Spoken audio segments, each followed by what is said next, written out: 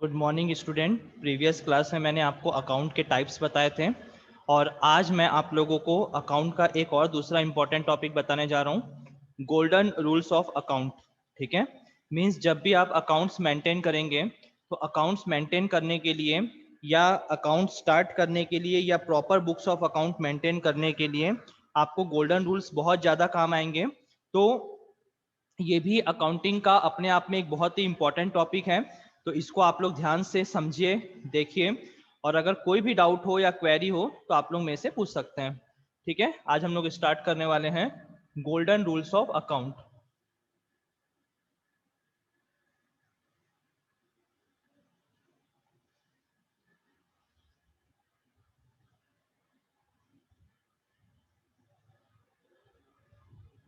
जैसा कि आप लोगों को सबको अच्छे से मालूम है कि जो अकाउंट्स हैं वो बेसिकली 3 टाइप्स के होते हैं। ठीक है, ये चीज मैंने आप लोगों को प्रीवियस कई क्लासेस में बता चुका है। तो अकाउंट का जो सबसे पहला टाइप है वो होता है पर्सनल अकाउंट। अकाउंट का सबसे पहला टाइप होता है पर्सनल अकाउंट। अब मैं आपको बता देता हूं कि पर्सनल अकाउंट का रूल क्या है। क्या रूल है पर्सनल अकाउंट का? तो देखिए, पर्सनल अकाउंट का रूल है डेबिट द रिसीवर,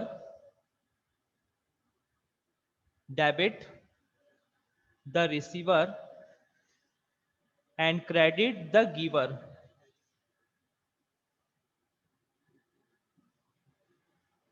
एक चीज ध्यान रखिएगा, आप जब भी अकाउंट पढ़ेंगे तो उसमें आपको दो ही चीज पढ़ने को मिलेगी, एक डेबिट और एक क्रेडिट। तीसरी चीज अकाउंट में कभी कुछ नहीं होती है, ये ध्यान रखिएगा।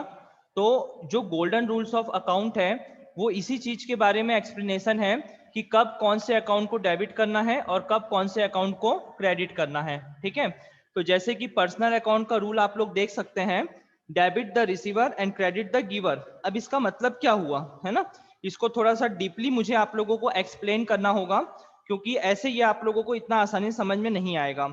आप लोग थोड़ा सा एज्यूम करके चलिए कि सपोज आप एक बिजनेसमैन है और आप अपने यहाँ बुक्स ऑफ अकाउंट्स मेंटेन करते हैं। ठीक है, आप बुक्स ऑफ अकाउंट मेंटेन करते हैं। सपोज आपका किसी पार्टी के साथ कोई ट्रांजैक्शन हो रहा है, सपोज आप जो है या मैं, अगर मैं बुक्स मेंटेन कर रहा हूं या मैं बिजनेस चला रहा हूं, तो सपोज मैंने किसी एक्स नाम के पर्सन से कोई ट्रांजैक्शन किया। क्या ट्रांजैक्शन किया?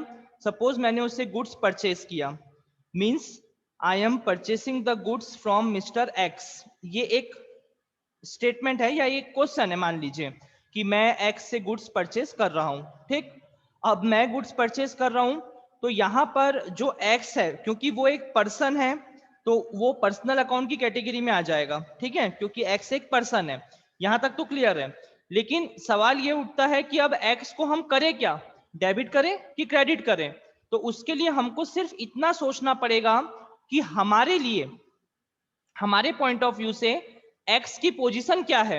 मींस एक्स हमारे लिए रिसीवर है कि गिवर है? अब जैसे एक्स से हमने सामान खरीदा, एक्स से हम सामान परचेस कर रहे हैं, मतलब एक्स हमको सामान दे रहा है, एक्स हमको सामान दे रहा है। आ रही बात समझ में? तो क्योंकि यहां पर एक्स की पोजीशन गिवर वाली है, मींस देने वाली है, इसलिए यहां पर एक्स का अकाउंट क्रेडिट हो जाएगा।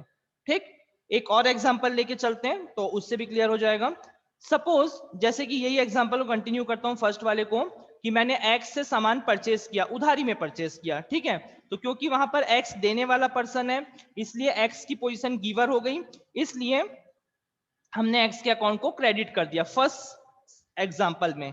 अब सेकंड, मान लीजिए सेकंड एग्जांपल अगर मैं बोलूं कि हमने एक्स से सामान परचेस किया था उधारी में, मान लीजिए 10 दिन बाद हम उसको पेमेंट कर रहे हैं कि भाई अपना पेमेंट लेके जाइए आप। ठीक है, तो यहां पर हम एक्स को पेमेंट दे रहे हैं, तो मतलब हमारे हिसाब से जो एक्स की पोजीशन है वो क्या हो जाएगी, रिसीवर की हो जाएगी। मतलब हमारे हिसाब से जो यहाँ पर एक्स है उसकी कंडीशन हो जाएगी रिसीवर की।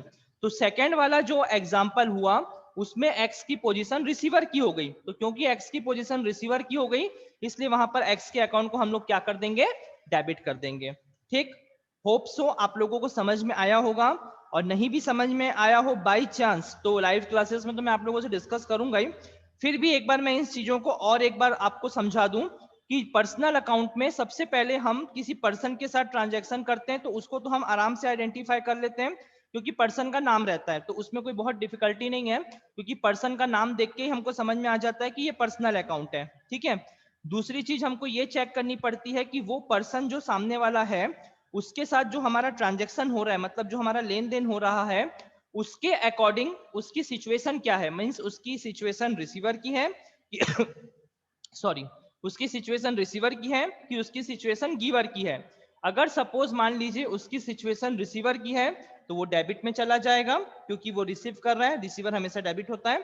और सपोज उसकी सिचुएशन अगर मान लीजिए गिवर की है, और अगर उसकी सिचुएशन गिवर की है, इसका मतलब यहाँ पर वो क्या हो जाएगा, क्रेडिट हो जाएगा। तो आप लोग हमेशा इस चीज को ध्यान में रखिए दिमाग में कि रिसीवर हमेशा डेबिट होता है और गिवर हमेशा क्रेडिट होता है। ये हुआ आप लोगों का पर्सनल अकाउंट। ठीक,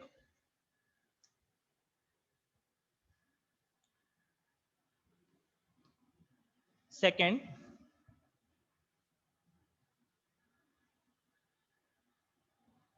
रियल अकाउंट। पर्सनल अकाउंट के कंपेयर में रियल अकाउंट काफी इजी है, बहुत इजी है।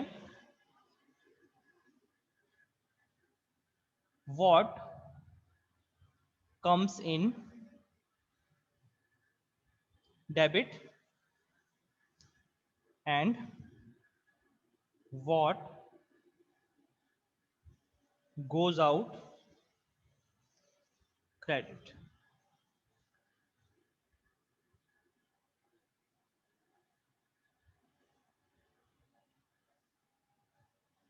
What comes in debit, what goes out credit. ठीक है, मतलब जो भी चीजें बिजनेस में आती है वो डेबिट हो जाती हैं, और जो भी चीजें बिजनेस से जाती है वो क्रेडिट हो जाती है। सबसे पहले हम ये डिस्कस करेंगे रियल अकाउंट होता क्या है। आप लोगों को सबको अब अच्छे से याद हो भी गया है, और आप लोगों को मालूम भी है कि रियल अकाउंट जो होता है वो गुड्स या एसेट से रिलेटेड होता है। ठीक है, रियल अकाउंट जो है वो गुड्स या एसेट से रिलेटेड होता है। तो उसके हिसाब से जो भी गुड्स या एसेट्स हमारे बिजनेस में अगर आ रही है, इसका मतलब वो डेबिट हो जाएगी, और जा रही है मतलब वो क्रेडिट हो जाएगी। इसको एक एग्जांपल से समझ लीजिए। सपोज अगर मान लीजिए आप एक बिजनेस चलाने के लिए सामान परचेस कर रहे हैं, कहीं और से गुड्स परचेस कर रहे हैं, तो गुड्स परचेस कर रहे हैं मतलब आपके पास गुड्स आ रहा है, और क्योंकि आपके पास गुड्स आ रहा है इसका मतलब वो परचेस है और गुड्स आ रहा है, इसलिए वो डेबिट हो जाएगा। ठीक है, तो व्हाट्स कम इन डेबिट। और सपोज अगर मान लीजिए आप गुड्स को सोल्ड कर रहे हैं, अगर आप सामान को बेच रहे हैं, तो क्योंकि आप सामान बेच रहे हैं मतलब आपके पास से सामान जा रहा है, तो वो हो जाएगा आपका क्रेडिट। ठीक, तो आपको बस आना और जाना इस चीज के ऊपर ध्यान देना है। मान लीजिए आप अपने बिजनेस के लिए फर्नीचर परचेस कर रहे हैं, आप अपने बिजनेस के लिए फर्नीचर परचेस कर रहे हैं, तो फर्नीचर आपके लिए एसेट्स है, तो मतलब आपके पास फर्नीचर आ रहा है, तो क्योंकि आपके पास फर्नीचर आ रहा है इसलिए वो क्या हो जाएगा, डेबिट। ठीक है, और सपोज अगर मान लीजिए आप फर्नीचर को बेचते हैं, सेल करते हैं, मतलब आपके पास से फर्नीचर जा रहा है, तो जा रहा है मतलब वो क्या हो जाएगा, क्रेडिट हो जाएगा। मतलब सिर्फ इसमें आपको ये ध्यान देना है कि गुड्स या एसेट्स होनी चाहिए, और दूसरी चीज आपको ये ध्यान रखनी पड़ेगी इसमें कि आने वाली चीजें डेबिट हो जाती है और जाने वाली चीजें क्रेडिट हो जाती है। ठीक है, होप सो आपको ये वाला भी बहुत अच्छे से समझ में आया होगा। इसके कंपेयर में ये थोड़ा सा इजी है समझने के लिए। ठीक है, तो ये हो गया आप लोगों का पर्सनल अकाउंट और रियल अकाउंट। ठीक, अब आपका बचा नॉमिनल अकाउंट। ठीक, तो उसको भी देख लीजिए आप लोग।